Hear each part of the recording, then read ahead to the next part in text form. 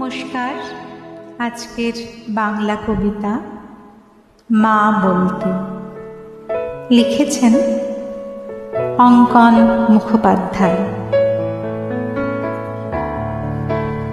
মা বলতে গর্ভে ধরা আমার ক্ষুদ্র দেহ, মা বলতে এক পৃথিবী উজাড় করা স্নেহ, মা বলতে আমার শত অভিযোগের ঠান, মা বলতে আর কিচ্ছু না, মা বলতে মাই।